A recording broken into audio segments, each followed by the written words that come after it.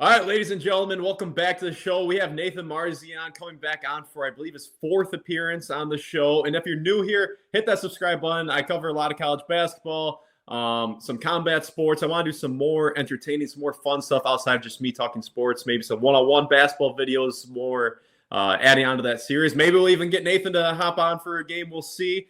But yeah, Nathan, welcome back to the show. How are you doing? Doing well. Getting ready for this big game we got on Saturday. I was thinking about it. Like, this is the biggest Marquette Wisconsin game possibly ever in terms of just how they're ranked. They've never played in the tournament or anything. And I don't think they've ever both been ranked this high when they've played. So I am very excited. And as you said, this is, I think, my fourth year on here, and they're 0-3 in the years I've done this. They've lost 3 in a row. So hopefully this is the year that Marquette finally gets a win and, can break the little skid that they've had under Shaka of not being able to beat Wisconsin. Yeah, no doubt. So, well, yeah, before we get into this preview, I know that you were at the Wisconsin Badger Michigan game, and I also heard you were beefing with Bucky a little bit. Would you mind sharing your story with Bucky? I think Bucky hit you with like a 10-7, a 10-8 round. It was pretty brutal. It was devastation, but go ahead and tell that story. So yeah, we were in the suite, and I'm watching. I had some money on Michigan, so I'm rooting for Michigan, but whatever. And obviously, I'm going to root against Wisconsin.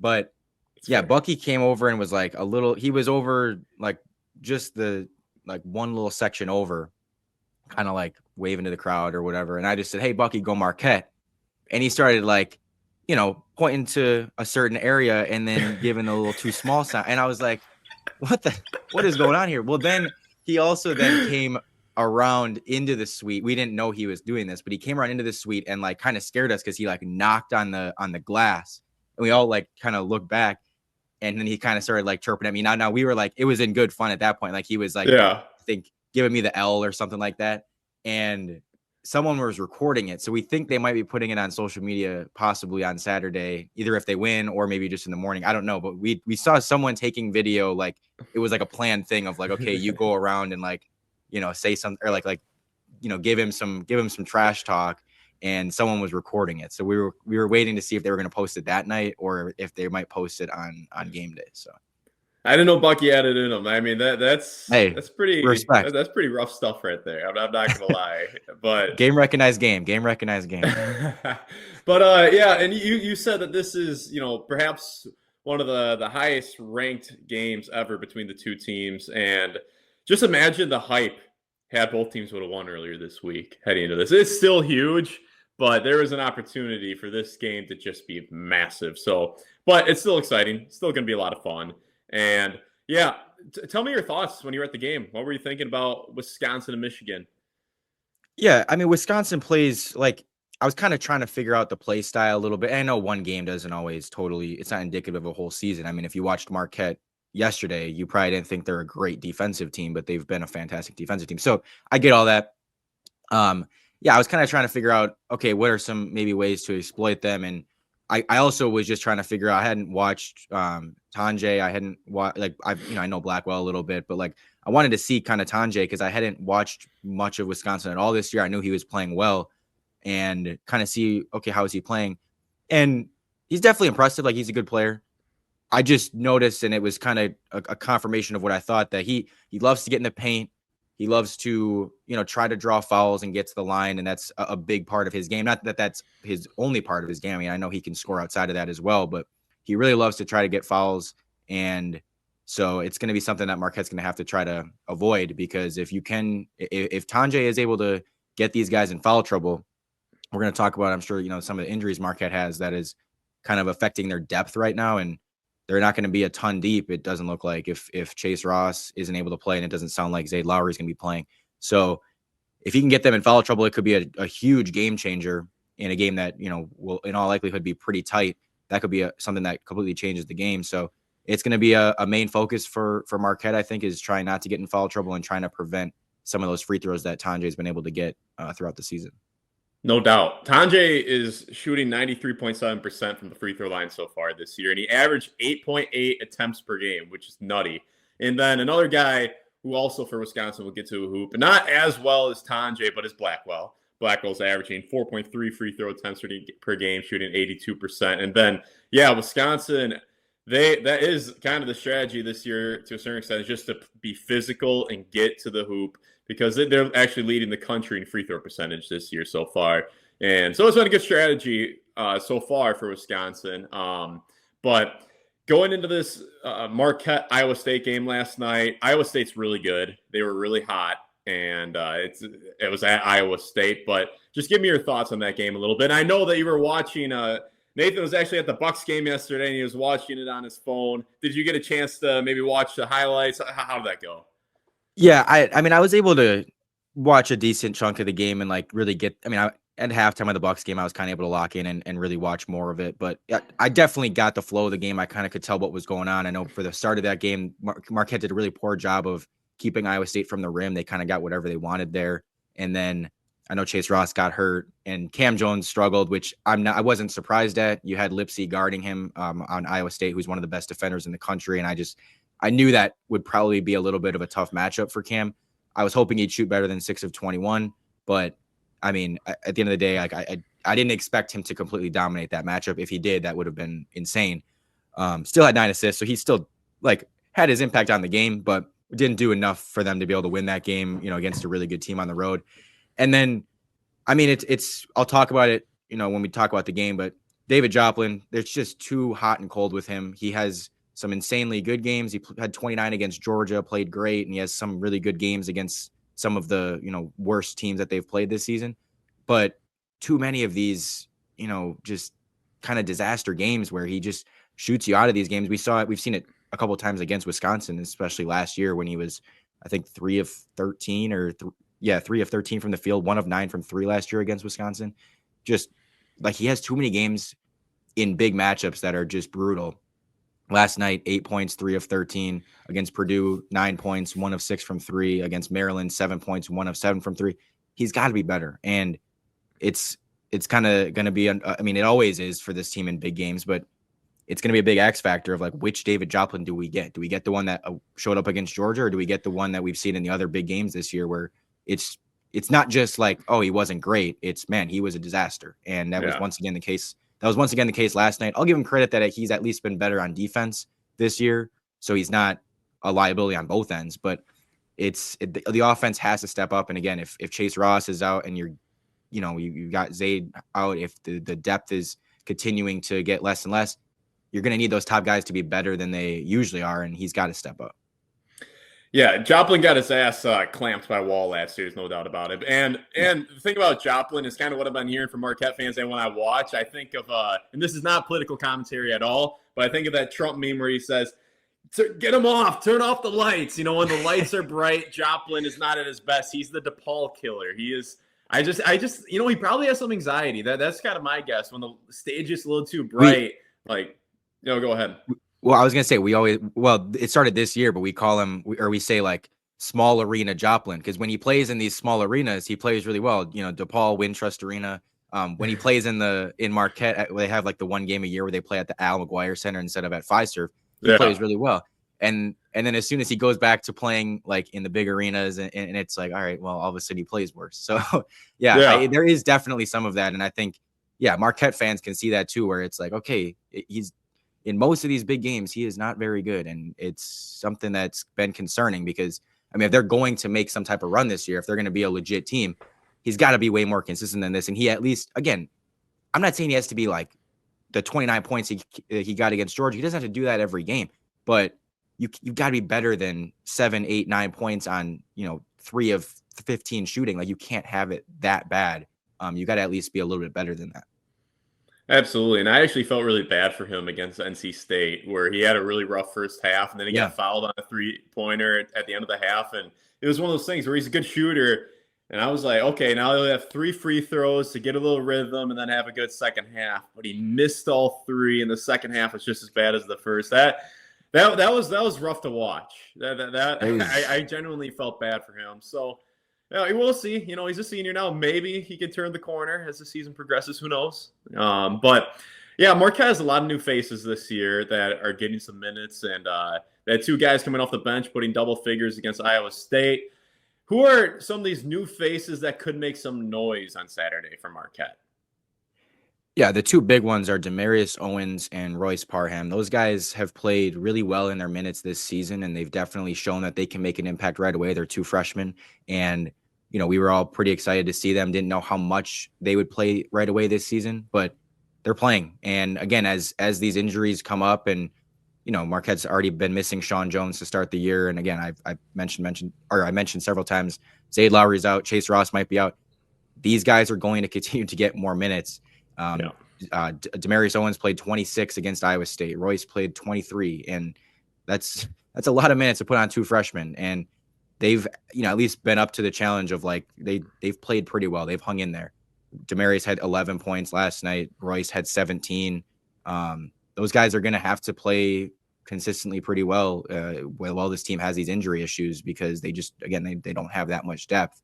But good start to their Marquette careers for them. I think they've got a lot of fans pretty intrigued by them just with how they've started the season. No doubt. And if Ross doesn't play Saturday, and he's listed as, I think this in the long term, I know for Marquette fans, they want to get this game against Wisconsin. I'm not saying it won't happen, but I think in the long term, this could be a blessing in disguise for Owens to get more reps, to get more comfortable, expand his role. And then you bring back Ross, and then Owens is ready to go off the bench. I do think, big picture, that could actually be a blessing in disguise. We've seen it happen before around college basketball. So we'll see. That's just a little bit of a silver lining for Marquette fans here to think about, because that wouldn't be the first time something like that's happened. And then, so Marquette, new faces. Do you think Marquette is better or worse than they were last year? On paper, they're not as good when you lose Kolek and Oso and you lose that pick and roll and everything. But there's something about this team that I think they are better than last year. And I for some reason, trust them more than I did last year. The defense is better. I mean, I think I think pretty much everyone agrees on that. I mean, they're now a top 10 defense. I think they're 6th right now in KenPom defense. And the formula that they have, and it's not that they didn't have this last year, but it's even better this year than it was in years past, is they dominate the turnover battle. And so they don't turn over, they very rarely turn it over, and then they force a ton on the other end. So they end up getting more shots than the other team. And all the shots they take are good shots. They take threes and they take layups. They don't take mid-ranges. They're all efficient shots. So it's like, if you're getting more shots and you're getting good shots, you're probably going to usually win. And the way in the past to beat them was, okay, if you were a really good rebounding team, then you could kind of exploit them a little bit. But they are better this year defensive rebounding. I mean, last year they were 270th in defensive rebounding. It's still early, but last year they were 270th defensive rebounding. This year they're right outside the top 100. So they're definitely better than they were last year in terms of, preventing offensive rebounds, not getting killed that way. We were really worried when we played Georgia how that would go, and they did a really good job of kind of swarming the boards and being able to get those. I have several guys. It's not like they have any dominant big man that is, gobbling up rebounds, but like Joplin averages 6 a game. Cam Jones averages 5 rebounds. Chase Ross 4. Like they've really done a good job just as a committee fixing the rebounding a little bit. It was something that even like Oso struggled with. He wasn't a super physical big and someone that could really just dominate the glass. And sometimes that got exploited. And I think this year they've just been a little bit more balanced with their rebounding. Sure. If that makes sense. So yeah, I think that has made them a little bit harder to exploit. And again, just the defense is so good. And they've had games where, and I know again last night it wasn't fantastic. They gave up 81 to Iowa State, but it's Iowa State. Yeah, it's Iowa State. They're good. It's a road game against who's, a team that's going to be number 2 in the nation after this week. So, nothing to be like ashamed about. But when they played Purdue, I mean, Marquette shot 8 of 25 from 3, nothing special, and really just dominated the game because they got I think it was 10 or 12 more shots than Purdue. Again, they always consistently get more shots. They force a ton of turnovers. They forced Purdue into 15 turnovers, a team that doesn't turn it over a ton historically. So they just seem to play their style really, really well. And it's hard to get them out of that style, and it's hard to beat them at that style. So it's just a team that I really trust, and I really like this balance they've struck. I like the new guys and the defense with, when they're healthy with Chase Ross, with Stevie Mitchell, with Cam Jones. That's a really, really good, 1 through 3 on defense. And I think even Ben Gold's been a good defender this season. He's given them some solid minutes. can be kind of inconsistent. But the other thing I love about Ben Gold is he plays really well in the big games. And that's, again, something we didn't always see from like Oso Ighodaro. He didn't always play great in those big games. We don't always see it from Joplin, but Ben Gold seems to play well when the lights are brightest. And that's, a nice thing to have. So I really do think this team is like slightly, I don't even know if I want to say better. I just trust them more a little bit than the team from last year. Sure. And at this time last year, I said that for the Wisconsin side of things, I said that I believe this is Guard's most talented team that he's had at the time. And as the next month went on, that looked like a really good prediction. But things began to fall apart a little bit. AJ Storr, I'm going to blame quite a bit for that. There were allegations, rumors that he was brokering his services on the phone with Illinois and Kansas in the middle of the season. I'm talking about how much you're going to pay me. And he actually doesn't even look that good at Kansas right now. But I thought that Wisconsin might have been Guard's most talented team last year. It could have been, maybe not. But I right now, I think this team is better than last season's Wisconsin team. They have more depth. They have more physicality. And that's a big thing that I think Marquette fans should know heading to this game is Wisconsin's really physically solid this year, where Klesmit is over 200 pounds, Blackwell's over 200 pounds, Tanjay's about 220, and then Nolan Winter's not a physical beast, but he's pretty young and skinny yet, but he's 7 foot. And then Crowell's a fifth-year senior. Even Gilmore coming off the bench is a fifth-year senior. He's solid. Not that he's going to be dropping 10 points or anything like that, but he's a physically solid defender. And then Kamari McGee's a senior coming off the bench who's really solid and kind of like a sixth starter. But I think there's a lot more offensive flow to this team this year than last season. Between Chucky and Storr and a lot of guys who couldn't really shoot the ball. And granted, Crowell and Klesmit have gotten off to really slow start shooting, but I think this team has better shooting. They just have a better vibe to them. Storr and Chucky didn't have the best vibe where their body language wasn't great. They acted like they were too cool for school, but they weren't good enough to act like that. And then I would take Kamari McGee and John Tanjay to win basketball games at Wisconsin over Hepburn and Storr any day of the week. And a lot of it is just the locker room and who they are. So roster talent-wise, I really like this Wisconsin team. And you're not going to like to hear this. I actually probably am going to give a slight edge to Wisconsin when it comes to roster talent. But here's the thing is, and I think it's about 50-50. I don't think there's a huge shift either way. I'm not saying Wisconsin's a lot better. Maybe a slight edge, tiny edge, or basically the same. But what I think is very true is Shaka Smart, to me at this point, is an elite college basketball coach. I think he's one of the best coaches in the country. And I think he maximizes the talent out of his team and his players. So there's few coaches I would take over Shaka Smart right now. And Shaka, this is like the one game that he hasn't had success in his career. He's 0-3 against Wisconsin so far.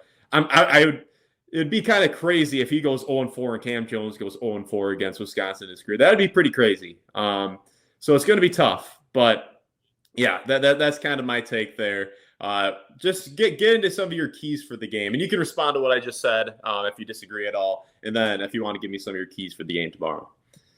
No, I don't think anything you said is crazy. Like even saying that maybe Wisconsin has the roster edge, like that's fair, and I don't think this Marquette team is winning just based on roster and talent and stuff. I think, like you said, it is coaching, it is getting all these guys to buy in, getting these pieces to fit together really well, and everyone to play Marquette style of play is what's winning them games. And because again, I don't think the roster is as good. I mean, just when you take away two guys that went to the NBA and are playing decently well in the NBA that were like dominant college basketball players, obviously your roster is probably not going to be as good. Like you lost Kolek and Oso. It's just it's going to go down a little bit. But again, it just props to Shaka that those guys leave and it just keeps humming, and it's still a dominant.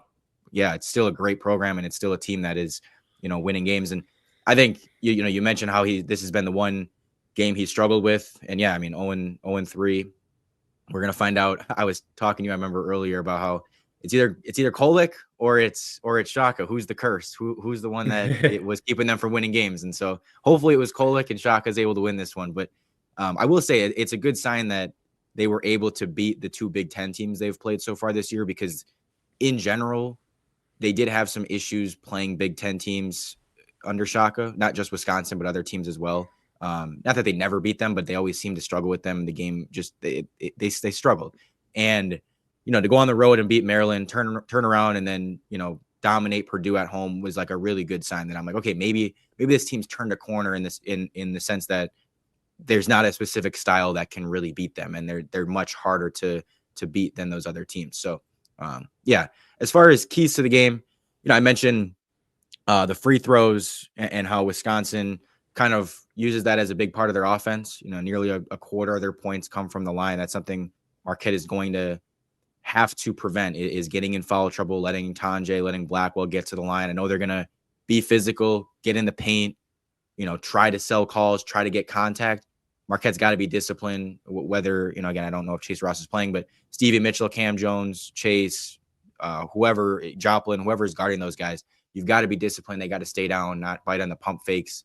It kind of reminds me, just in the little bit that I've watched them, I don't know if this is accurate, but it kind of reminds me of like Jimmy Butler, DeMar DeRozan type, where they get like, they're really good at getting in the paint, and then they're able to kind of maneuver their bodies, pump fake, sell calls, and get to the line and get points that way. And, it's an effective way to score the ball, to be able to get in the paint and just get fouls. Like that's an effective way to score. And with how well they shoot on free throws, as you mentioned, number one in free throw percentage, like it's a totally, like an effective way to play offense. So Marquette's going to have to know that coming in and be able to try to prevent that. I think a huge key is just going to be how much the officials at Fiserv let them play. I think if the officials are letting stuff go and just letting them be physical, which I hope they do, because it's a rivalry game, I don't want to see them calling a bunch of ticky-tack stuff. I think Marquette's in a pretty good spot, because I think they'll be able to get stops as long as they're not fouling. But if they are calling a lot of ticky-tack stuff, it could get a little bit ugly for Marquette with how much Wisconsin will be able to get to the line, and those guys will be able to convert at the line. The other thing I kind of real already quickly, touched, not to cut you off, but if you're worried about the refs at home, to me that signals that you're not super confident in your team. If you're kind of already factoring in and baking in the calls at the Fiserv, because Marquette is one of the best home court advantages in the country. So yeah, you're worried about the ref call. I'm just saying it to, like, I expect them to let them play and stuff, but I'm saying if they are calling ticky-tack stuff, I don't, every now and then you get games like that where they just seem to call everything, and it's like, man, and I think that in a game like this against this team, that makes a huge, huge difference because of how they play, how well they convert at the line, Marquette's lack of depth right now. They need to stay out of foul trouble. They need to keep Wisconsin from the line. If they are calling ticky-tack stuff, again, if I had to guess, I'm guessing they won't. And at that point, I'll be like, hey, I'm pretty confident in this game as long as they don't.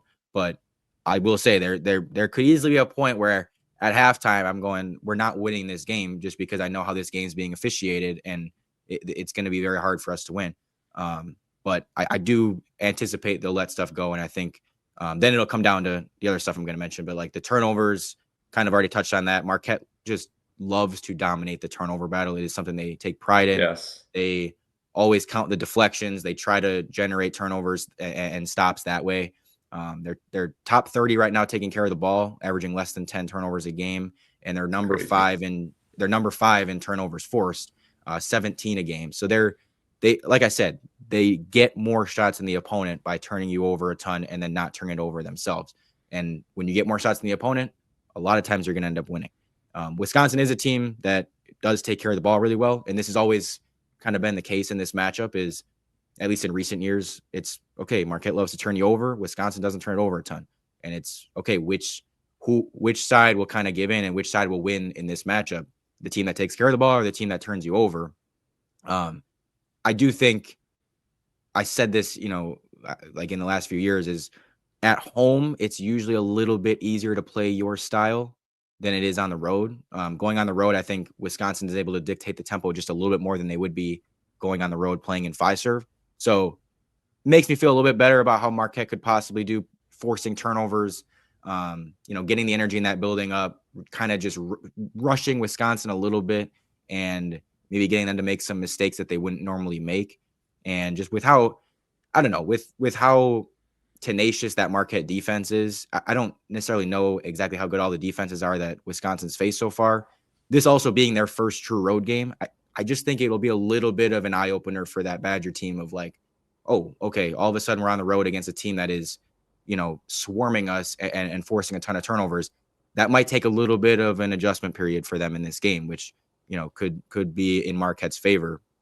So again, that's something that Marquette's going to definitely prioritize, getting a ton of turnovers, getting out in transition, using their athleticism, all that stuff, and kind of pushing the pace a little bit. So that stuff, I think the turnovers and the free throws are the two biggest things, because I don't think either team is some, dominant rebounding team or anything like that. Neither team has great big men. And then obviously who's the best player on the floor will make a difference. Is it going to be Cam? Is it going to be Tanjay? They've both been great. It's going to be really fun to see them kind of go head to head, and we'll see who can outduel the other. I'll take Cam Jones any day of the week, but I could see a world where Tanjay matches him, if not exceeds him. And if that's the case, that could be the difference in the game. So that's going to also obviously be a big thing. Yeah. So last year, looking at this matchup, is Wisconsin actually turned over Marquette and pushed the ball in transition a bit, where I remember stored an alley-oop from Chucky. Chucky had a nice finish over defender. He had Iguodaro chase barreling down from behind.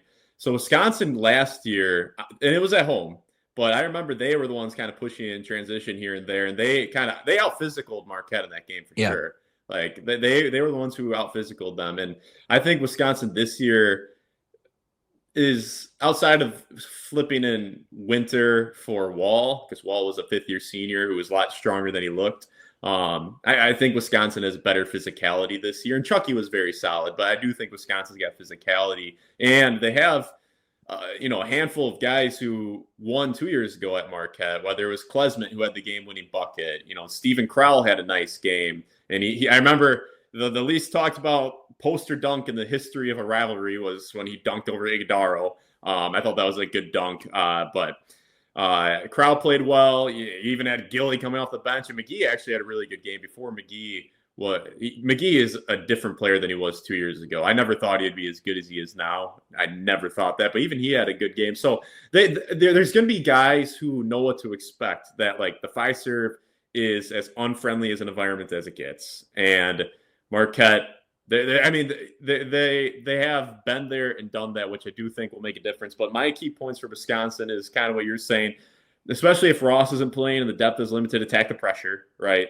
Like if Marquette's pressuring you far away from the hoop, attack it. And where I think maybe a quick whistle could benefit Wisconsin is do they let Marquette get away with hand checks like 40 feet away from the hoop? That makes a huge difference. If Marquette is allowed to bump and hand check 30, 40 feet away from the hoop, that's huge, right? And that makes it very tough when you're hand checking and bumping like that to attack the pressure. So I do think that is important, whether they can get away with that or not. And then the second thing I have is make Cam Jones go right.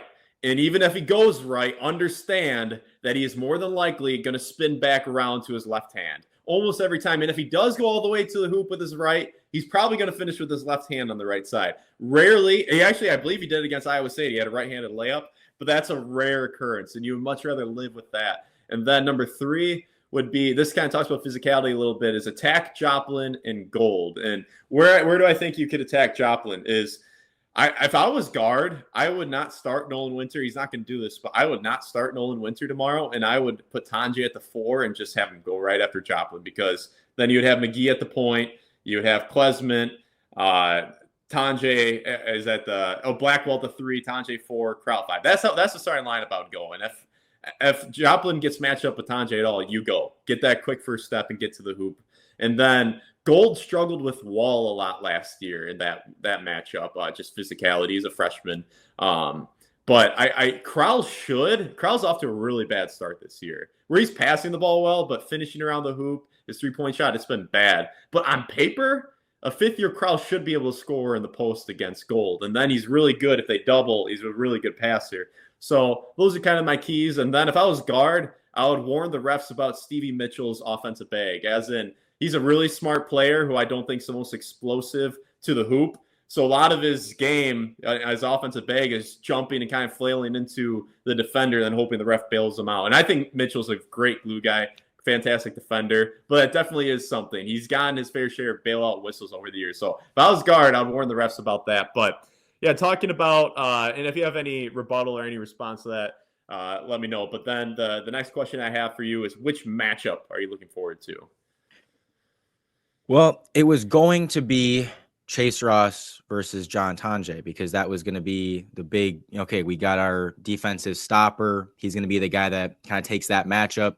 And again, I know he's listed as doubtful. I don't know how much stock to put into that because there was a time this year where like on those game notes, the Demarius Owens was listed as out and he still played. So like, I guess those aren't, so I don't know.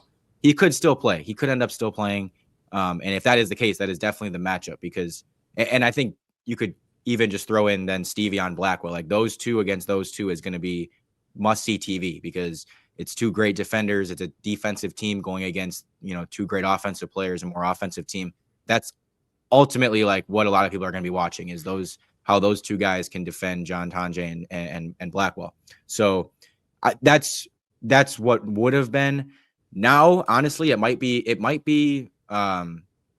would still probably be Stevie versus Blackwell would be my number one, but I think an underrated one is just going to be the big man matchup, Ben Gold against Steven Crowell. As you said, Crowell has played well in this matchup before, and like 2 years ago played really well. I think he played well again last year too, had like 15 or something. And 3 years ago he played well. Yeah, so it just historically he's always played well in this matchup.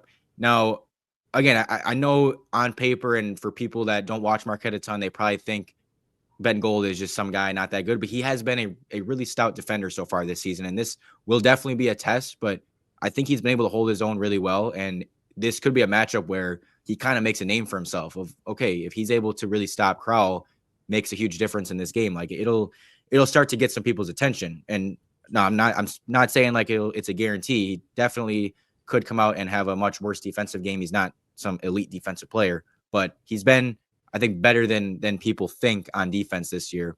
And so that matchup will definitely be interesting. And then, on the other end too, Gold, the way the Marquette runs their offense and the way teams play defense against Marquette, Ben Gold is going to get almost guaranteed. He'll get 5 or 6 good looks from 3, almost every game it happens. How he shoots on those threes is going to be a little bit of a swing in this game because if he goes 1 for 6 compared to 4 for 6, that's a 9-point swing. And as I said, he's usually been good shooting the ball against good teams and in these big games.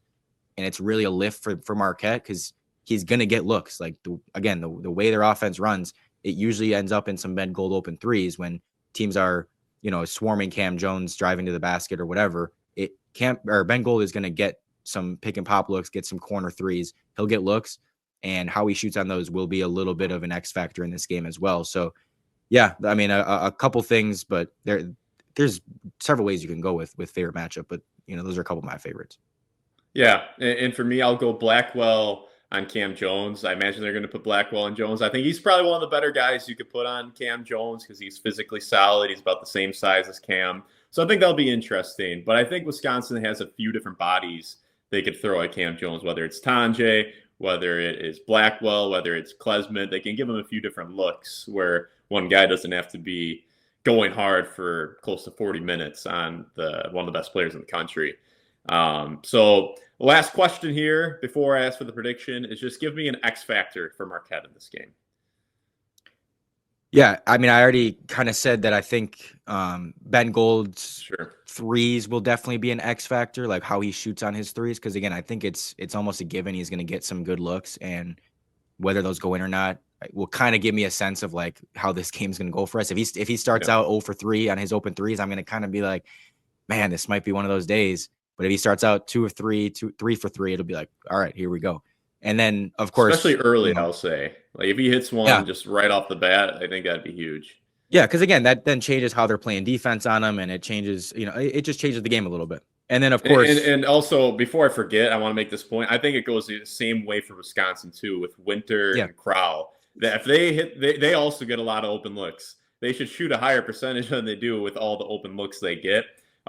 Same thing. The defense totally shifts. If Winter starts 0 for 2, Crowell starts 0 for 2 on their open threes, then Marquette can just sag off and they're not even going to look at the hoop. That changes a lot. But proceed. Yeah, and one thing overall with this matchup, I don't think either team, and I think the numbers back this up. I don't think either team has a great shooting advantage. There's nothing that lends me to believe that one team is going to outshoot the other. Now, again, we don't know. Like, it's kind of hard to predict. It's basketball. Teams can get hot. Yeah. Teams can be cold. I know a couple years ago when Wisconsin, came into Pfizer and won, they hit a lot of threes. Chucky Hepburn hit a lot of threes, and it was almost like a tip your cap type of game where it was like, hey, he's hitting some tough ones. You kind of live with it. And so assuming, again, I'm kind of looking at this matchup, assuming the 3-point battle is even or close to even, what are the other things that'll come into play? And as I said, the free throws, the turnovers, that's where all that stuff kind of becomes even bigger, is if that 3-point battle is pretty much even. Because if one team shoots red hot, their chances of winning go way up. So that's kind of a given. But again, the big X factor in any Marquette game, as I kind of already touched on, which David Joplin shows up. Is it going to be the guy that went crazy against Georgia and played great and really lifted them to a win? Or is it going to be the one that has, showed up last year against Wisconsin, even 2 years ago against Wisconsin was not great, and was, bad against Iowa State, bad against Purdue, bad against Maryland. He's got to be better in these matchups. And I know there's going to be a focus trying to take away Cam Jones as much as they can. And so Joplin's going to have to step up. And I kind of think that Cam and Tanjay should be close to even. And I mentioned Cam and Tanjay should be close to even. I think the shooting should be even. Golden Crowell should be kind of even. It might come down to, okay, is Joplin better than Blackwell in this game? And something like that. If he's able to outplay their second best player, second best scorer, whatever, okay, all of a sudden, I think Marquette has a leg up. If he's playing like he did last night, then Wisconsin is going to have a leg up. So that'll always be kind of a big X factor. And just in general, already touched on it a little bit, but the foul trouble is going to be an X factor. For it goes both ways, but I think especially for Marquette, given how Wisconsin plays, it's a part of the reason I wouldn't put Cam Jones on, or I'd try to keep them from defending Tanjay or Blackwell too much, because I think it risks him getting into foul trouble, and you really just can't have that in this game. So I would try to keep Stevie on Blackwell or Tanjay, and then I'd maybe put I would maybe put, if Chase Ross isn't playing, I'd probably start with Joplin on Tanjay. I know that's not a great matchup because he doesn't have necessarily the speed to stay with him. It's a terrible matchup. But it's like, I don't know. Like, I don't really want to put Cam on him because I just would be worried that he's going to, maybe you put him on him, and if he draws a quick foul, then you change it up. I don't know. And obviously you don't really love having your star offensive player taking on a huge defensive assignment because it's usually going to affect their offense. Like, ideally, in a perfect world, Chase Ross plays. You have Cam on Klesmit, Chase Ross on Tanjay, Stevie on Blackwell, and then Joplin and Gold on Winter and Crowell. And I think that matches up pretty well. But Chase Ross being out really does screw with this thing a lot. And it changes. We'll get into predictions, but it does kind of like that. That's a big differentiator in terms of what my prediction might be for this game, if he's playing or not, because he's the second most important player in this matchup behind Cam Jones. Right, and then my X factors for the game, I'll go Klesmit and Stephen Crowell because they're off to really slow starts offensively this season. And Klesmit had the game winner 2 years ago, and I believe he had 13 points, 4 assists, 3 rebounds, 2 steals in that game. And then he had 21, I believe, in the first half last year against Marquette. And then Crowell has had success in the past. He had 15 and 8 in 2021. 7 points, 4 boards, 7 assists in 22 with a dunk over Oso, and then he had 16 and 8 last year. So both guys are 3-0 in the matchup. If there's a game for them to pick things up, it'd be this one. So those would be the 2 X factors for me. And then I'll start off with predictions. It's really hard for me to envision Cam Jones going 0-4 and Shaka starting off 0-4 against Wisconsin, especially at home. And I know this game means a lot to Cam. I think this is going to go down to the wire. And especially without Chase Ross, I'm going to give Wisconsin maybe a 1 or 2 point win. But I think it's 50-50, just about 50-50. Whether Ross plays or not, I think it's pretty close to 50-50. So that's my prediction. I think Wisconsin just barely squeezes it out, but that's my prediction. With Ross playing, my prediction was going to be, I know this will sound crazy, I really felt good about this game, thinking not that it couldn't be closer than this, but I thought Marquette would win by 15 to 20 points. I had a number of 82-64. I was like, I think Marquette could jump on them. I think, assuming the officials let them play, Ross and Stevie could do a really good job on the 2 scorers. And I think, again, just Marquette is a really tough formula to beat this year, and I think Cam Jones will be able to do his thing. I really liked it. And once Chase Ross, has this injury, all right, now I'm kind of feeling like it'll be a much closer game. I'll still pick Marquette to win, and I still am confident they will win, but I'm not going to pick it to be as much of a blowout. I'm going to go Marquette probably 76, and I'll go Wisconsin 70. So I think it'll be more of like a 5 to 10 point game compared to a 15 to 20 point game. I just think that injury, if he is out, will affect things a lot, and just changes how well I think Marquette's defense can play. I mean, just point blank, he's a huge part of their defense, and when you take him out of the equation, especially given who he'd be guarding and given who Wisconsin's best player is, yeah, it changes things a lot. And I'm crossing my fingers that he's able to play, because I'll be a lot more confident, feel a lot more comfortable if he is able to play compared to if they are, again, rolling Cam out there on Tanjay or Joplin or whoever. It'll make me a little bit nervous about how this game's going to go. But I do think I do think Marquette is able to get off to a good start in this game. I think they'll be able to, given that Wisconsin hasn't played a road game, and this will be one of the toughest defenses they've faced. I don't think they've faced a defense that has at this level. I think Marquette will be able to jump on them a little bit to start, and Wisconsin will probably settle in and then start to get going a little bit at some point and make it a game again. But I think Marquette's able to get out to a lead, and that'll be hopefully something that they can carry over into the rest of the game. All right. Well, that sounds good. Ladies and gentlemen, I'll throw Nathan's socials down in the description here. But Nathan, thank you very much for coming back on the show, and looking forward to staying connected moving forward. Yeah. If Marquette loses this game, this might be my last time doing this, because I don't know if I can. I don't know if I can handle 0 for 4. I can't handle it. I think this would be the third. So. Okay, yeah, you're right. Third. So okay, we'll go one more after this, and then if they lose this year and next year, I'm done. I can't do 0 for 4. That's fair. All right, have a good one, boss.